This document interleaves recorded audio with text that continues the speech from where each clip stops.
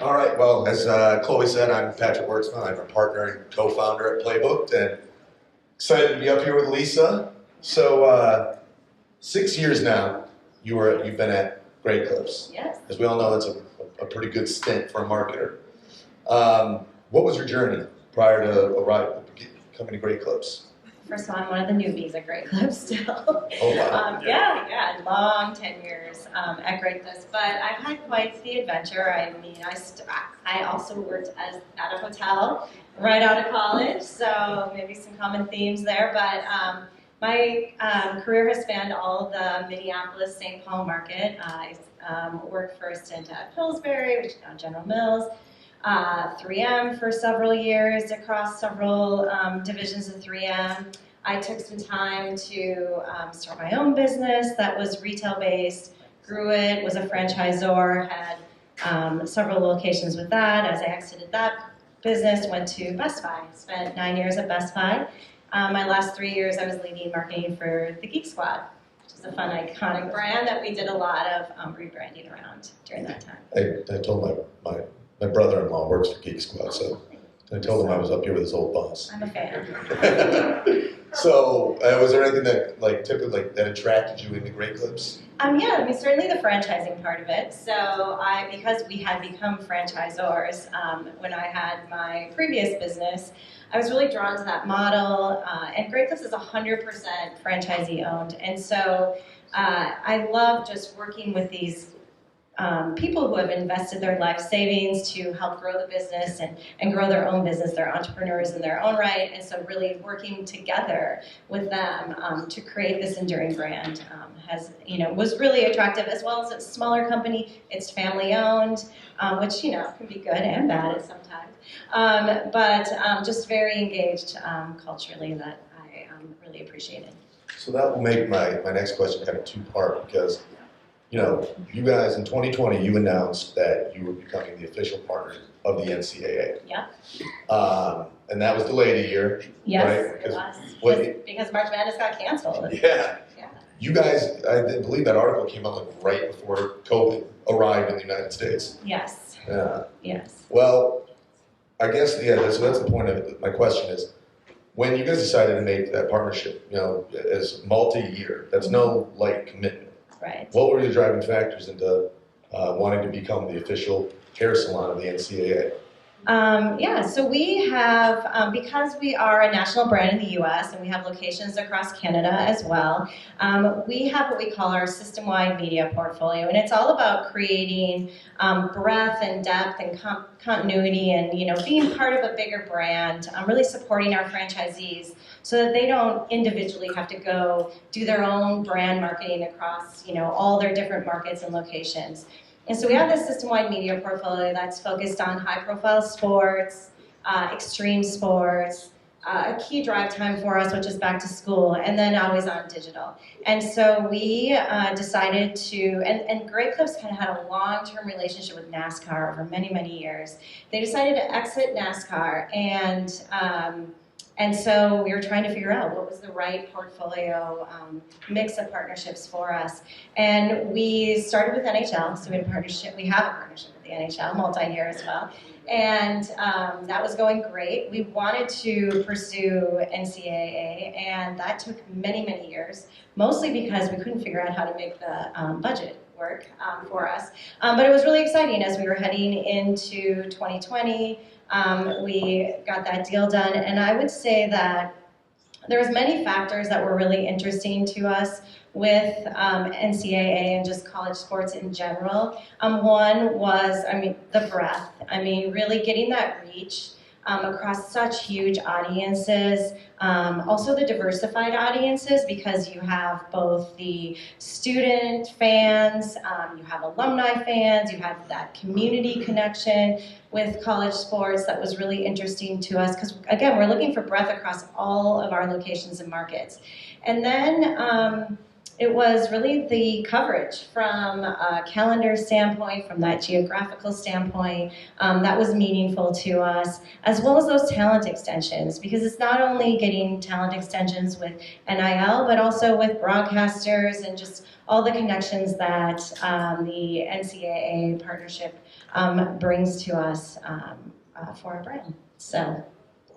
So, as you were saying, 4,400 locations across North America. Yep. 700 franchisors. How involved is the individual franchisee be able to kind of participate in your partnerships with the NCAA, or is it just mainly done at the corporate level? Well, part of the primary reason we do it is so the franchisees don't have to do their own marketing. We're showing, we're doing these big brand activations and campaigns on their behalf for our brand. But we also have those 90 plus different championships that we can be part of, and we have been doing that. We've been working with College World Series, with women's softball, with men's and women's lacrosse. We've done men's and women's soccer. With Frozen 4, which is in the Minneapolis market, and so we do that, and our franchisees get very engaged with that. We also have FanFest right now. In fact, my team wanted to come today, but FanFest kicked off, and we already have a huge line or wait list set up of people getting free haircuts, because we have a big footprint there. We're giving free haircuts. We have stylists from the local market. They love to participate in this because it just shows them, it helps them be part of this bigger brand too, and being part of these marquee events, which they love. And I'm the one that paid for a Great Clips haircut before I came here. It looks great. Thank you. Thank you. Waiting for someone to comment. Yeah, so I guess when you were basically talking about how you guys were trying to, really make the budget work for such an expansive partnership, was the NCAA able to provide, you obviously stepped out of NASCAR for whichever reason, and now, was the NCAA be able to provide the metrics that would kind of help you guys make your decision into the audiences that you're really trying to engage with? Oh yeah, absolutely. I mean, they've been great to work with, helping us understand kind of that reach that we're going to get with these partnerships, helping us create more these turnkey, bespoke type of partnership that works with our brand and shows that authenticity to our brand, which many have talked about already today, because it's so important that we can make a connection to who Great Clips is as a brand, to haircuts, and to those fans, so we can continue to grow. As part of, I guess our biggest measurement outside of just the media that we do and all the media metrics we look at is every year we do a research study pre and post these turnkey events. So we'll have one running now for March Madness, and every year we're seeing an increase in fans who are aware of our partnership with this brand. And we see that not only are they aware, but their consideration of Great Clips continues to increase year over year. And that gets to the continuity with this, and that's where that multi-year partnership for us is really important. Okay, so I'll say, when, that was my first time going to Great Clips this couple days ago, by the way. And I think this is going to look, in a minute when we show the content you brought up, it's perfect example, because I was like the guy that had my friend cut my hair. I just feel like buzz, two on the sides, three on the top, good to go. Very dangerous. But I'll say, I was blown away by the customer experience, how technology driven it was. I signed up, I downloaded the app, signed up. It was texting me like, you have your haircut in 45 minutes, you have your haircut in 30 minutes. And the fact that you get that one haircut that you like, you never forget this. That they actually actually take footnotes. Yeah. So can you kind of talk about how Great Clips decided to delve into technology and how much you're relying on that for customer acquisition and just streamlining your guys' the workflow for going into the future? Yeah, absolutely. So Great Clips, and we cut hair. It's a person-to-person, human-to-human business. Maybe someday AI will figure it out, or I don't know, robotic haircuts, but we really rely on that human-to-human connection, and we have over 30,000 stylists across our system. It's really hard to deliver great experiences every single time. Hair is really personal. You're never going to forget the bad haircut you got, even if it dates back to junior high or high school. And so it is all about delivering a really great experience. And so what we do is we try to innovate around the haircut, and that really starts with online check-in. We don't take appointments. Appointments isn't even a word we use inside the company because our customer wants convenience. They want to be able to get in and out and on with their lives and doing the things that are really important to them. In fact, for most of our customers, the haircut is really just an errand, something that they have to check off on their errand list. And so we use online check-in. Majority of our customers, especially post-COVID, which is one of the things that was positive for our business post-COVID, was that online check-in is used more and more. And it's really driven by our app. So half of our online check-ins come through our app, which is a great way for us to connect with our customers. And so that's one of the ways we innovate. That's probably the primary way we innovate. But then also clip notes. So because you can go to any Great Clips across any location, and you can be assured that you'll get the haircut you want. Because we record those haircut details, we record all the details of your haircut, and then it's saved in our global system. So no matter where you go, no matter what stylist you see, you can be assured you get the haircut, the same haircut. So for all of us who've been enchanted by this year's March Madness, you guys decided to do the rights and wrongs with Jay Wright. Yeah. I think, Pearl, I believe we have that content, their ad to run. Great Clips, rights and wrongs with Jay Wright. Wrong. Coping with an upset by giving yourself bangs. Right. Feeling better with a fresh haircut at Great Clips. You can win a trip to the 2025 Final Four. Great rebound. Do we have the other one too? Great Clips, rights and wrongs with Jay Wright. Wrong. Getting a quick trim from your buddy at halftime. Right. Going to Great Clips, where they use clip notes to save your haircut details and your friendship. Nice block. That's the one that spoke to me. It was always just my buddy Ethan cutting my hair in my garage.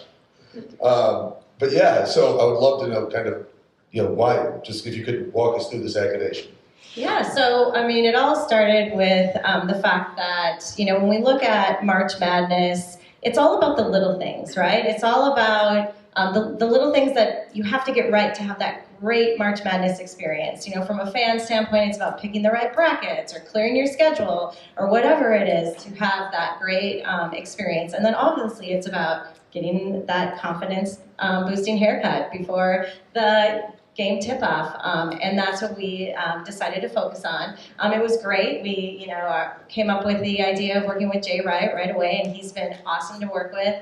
Former Villanova coach and broadcaster. He's been all over the March Madness games, and so that's been great. He was awesome to work with. He was so cute. He brought his wife to the shoot, which was really fun because he was very proud of it. So yeah, it was fun, and it's all about tapping into that kind of notion and insight that post-COVID, during COVID, people had to learn how to cut their hair at home or cut their hair at home, and there's been a lot of really interesting stories that have come out of that, of our stylists having to go in and fix those cuts. And so just making fun, always having fun with the notion of haircuts and not going too deep with it, but just keeping it very lighthearted and fun. And then tying it all the way through to engagement. And we're doing that through the sweepstakes.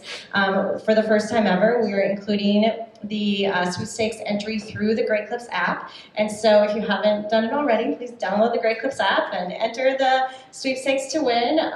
We have seen huge engagement. I mean, gosh, over 8 times the number of sweepstakes entries than we've had in the past, just by enabling it through our app. And so not only our existing customers are seeing it, engaging with it, but we've driven, thousands and thousands of app downloads because of that connection. So that's been a great way to tie engagement and then get some measurement out of it as well. And the reward for that campaign is the trip to the 2025 Final Four. And we did that so that we could run this campaign all the way through to FanFest. And so we're driving that messaging all the way through to our activation at the FanFest event going on right now. Are you happy to, for that, for whoever wins that activation wins the trip, are you actually partnering with any other brands to fulfill that? Well, we are not, but that's a good idea. Okay. I got Mary out of it. Yeah. Come on. So, it's now the era of name, image, and likeness, NIL. You guys decided to loop in, I think you brought in a couple of, current college talent. Yes. How was the process of that, like selecting the talent, working with them? Did it go smoothly for you guys? Well, I would say that we have been doing NIL since the very beginning. We've had a lot of learnings from that, especially, and I think it's been said before, and it's pretty obvious, but college athletes are athletes first, they're students second. They are learning how to create content. Oftentimes, it's the first time they've actually even worked with a brand. And so we've learned a lot through that on how to plan for it, how to ensure we get the content we need, how to make it actionable, how to make it authentic. Like they really have to get their hair cut at Great Clips. We've had an athlete come in and say, "Oh, just pretend you're cutting my hair." Well, no, that's not going to work. So it's about being authentic with that. And so we've learned a lot. But yeah, it's treating it like capturing any other content for us. We have to make sure that we get it right because a haircut is a very personal thing, and people can see through the fluff. Like, I don't know how much you're down for the cause, Chloe, but I definitely said you would show up at the activation tomorrow to get the mullet. So we're not going to pretend. Or maybe You're just a in nice for trim. that. Mullet.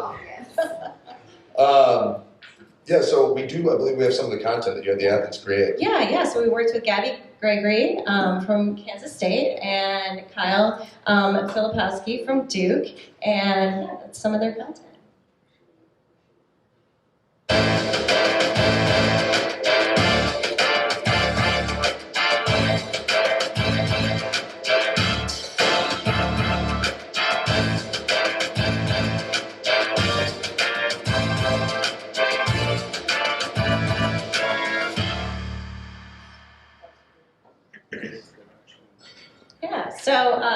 And what we love about NIL is just, working with the athletes is great. It makes it more authentic. It makes it more real. It taps into that younger demo that we're always trying to attract. It works great with all these social channels, especially TikTok. And it drives a lot of great earned media for us. So oftentimes we have them do interviews with media. We also worked with Domantas Sabonis, who's former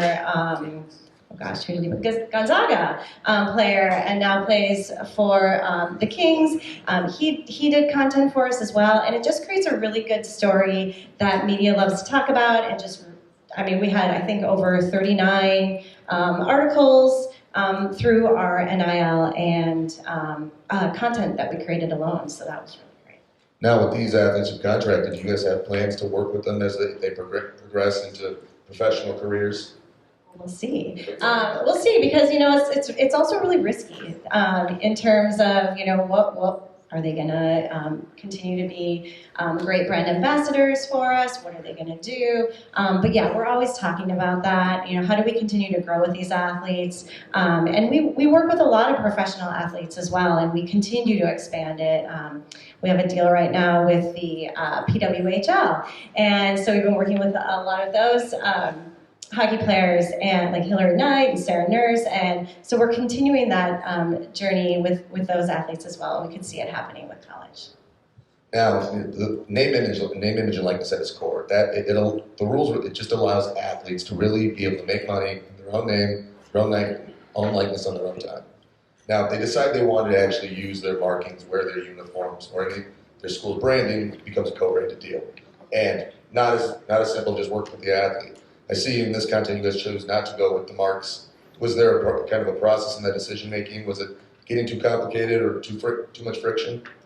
Yeah, so we had, well, in this case, yes, to your point. Too complicated, too much friction, and we just decided to go without it. We do have around over 100 different team partnerships across the US and Canada as well, several of those being college team partnerships. And so oftentimes when we have those partnerships, we do have access to their IP, and we have used that in the past. We do have a deal with Kansas State, or a partnership with Kansas State, but for some reason I don't think we had rights to their IP. So yeah, there's always that we're trying to figure out through all this. Absolutely. So now you've got everything going for March Madness, but your partnership is NCAA wide. Is there any other kind of tent pole of activations throughout the year? I know you said Frozen 4. Yeah. Anything into football season? You know, the rest of them, anything into the spring? Yes. So we've had a college football playoff campaign for the past several years, actually. For the first several years, it was just a media buy. This past year was the first time we actually did a partnership with ESPN. And we were the official sponsor of Media Day with ESPN, and that was a great. We saw great results from that partnership alone versus just doing the straight media buy. Certainly, having the connection of being the official hair salon of NCAA sports has also been great, but taking it that one level deeper through a partnership has just given us access to so much more in terms of the Media Day rights and all the connections we had there, as well as the activations at the college football playoff as well. So we continue to repeat that. We're still figuring it all out as you know, college football playoff continues to change, and the media rights, you know, we're kind of up in the air in terms of what was going to happen. But yeah, we continue to pursue those more deeper partnerships that help connect us more authentically and deeper to those leagues. You guys had a really successful campaign around the Super Bowl. You sold out, what was it, 15,000 haircuts? Yeah. And now, was those haircuts specifically mullets? Well, technically they didn't have to be mullets because we didn't want to have the stylists have to police what was a mullet and what wasn't a mullet. That puts them in a really bad position. We just want them to cut hair, right? So, but yeah, we had a Super Bowl campaign, but we didn't buy a Super Bowl ad. What it was Kawasaki had just launched their first ever Super Bowl campaign with their new side-by-side called the Ridge. And the Ridge is, they talk about it being business in the front and party in the back. And so they connected their whole TV spot to mullets. They had done a sneak preview of their Super Bowl spot. It got a ton of attention. They wanted to keep that attention going into the Super Bowl. So they called us literally 2 weeks before the Super Bowl and asked us if we would be willing to do a partnership and give away free mullets. And when I brought this up to our CEO, he was like, absolutely not. That would be chaotic. And over the weekend, we kind of figured out a plan and we figured out how to make it work. It was a huge endeavor for my team because they had to figure out how to connect a way for people to sign up to get a free mullet and, you know, carry that all the way through to the salon experience without having a lot of fraud or, you know, a lot of potential for just chaos in that whole experience. So yes, so we offered free mullets through that. We had so much media attention. It was awesome. And we sold out those 15,000 mullets in 7 hours. And it was great. And we kept the experience going because then we gave coupons for those that hit the site afterwards because the media attention kept coming, which was great. So as Lisa and I were getting to know each other on our pre-panel call, I was drinking wine at least, and we came up with the idea of, in August, there's National Mullet Day. Do you know what date that is exactly? I do not. We'll have to look it up. We're gonna get that date pulled up because basically we're talking about how with the way our two companies can work together, and I'm definitely thinking we got to bring back like the style of Bosworth back into college football. You know, get these football players getting their hair right before they report back from camp. And then we got the mullet of the week for great clips going through all season up to the CFP. It's the first Monday in July. Oh, okay. Well, we gotta get to work. So that's all the questions I have. But before we go to lunch, I want to make sure anyone gets a chance to ask Lisa any questions. I want to say I will never forget walking out of a Walmart that my father had taken me to, and I just got my hair cut, not at a Great Clips, but it was the worst haircut of my life because, I mean, he brought me to a Walmart to get a haircut. So I want to say I love that idea as a marketer, talking about the worst haircut you've ever gotten, and then going into Great Clips and having this fantastic experience. When you were creating content, and this isn't like high production like we saw with Nissan or like we saw with New Balance, these athletes are creating the content themselves, filming it themselves, and editing it themselves. Did you experience, because it's not high production, any kind of, dare I say, like obstacles or bumps in the road when having these athletes create, produce, direct, and do all of the things? I'm curious.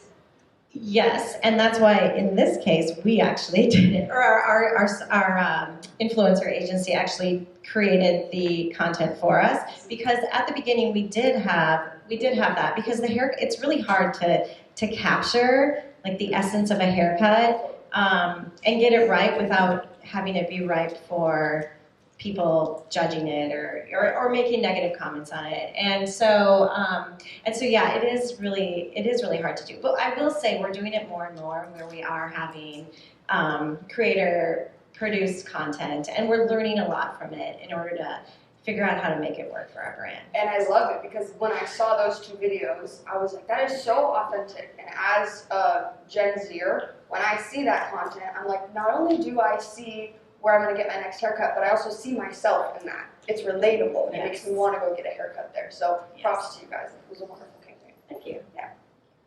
Any other questions?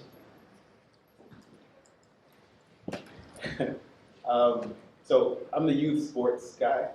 Have you ever thought about like extending to the younger generation and growing them, or like a multi-generational approach to great clips so that they actually develop brand fandom early on?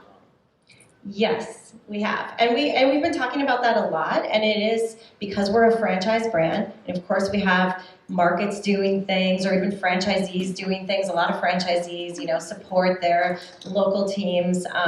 But to your point, and I believe we've talked to Team Snap even about how do we systematize things at a brand level, because so we can support our franchisees across the system versus having them do all these individual things, where we can have more control over the content and the messaging and the branding and just the experience overall for our customers.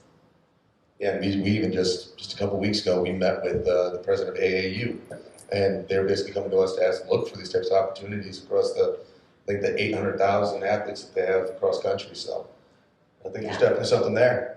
Yes, absolutely. And back to school is a really it's our biggest drive time. And we just kicked off, or we're in the middle of back to school planning right now. And it's really funny because, our target is still, the parent and the checklist chaser, and they're just getting their kids ready for back to school. But we're talking about how do we talk more to the kids too, because they're influencing their parents on where to go, or they want to feel proud about where they go as well to get their haircuts. So how do we tackle it from both angles? Excellent. Well, thank you so much, Lisa. Let's give Lisa a round of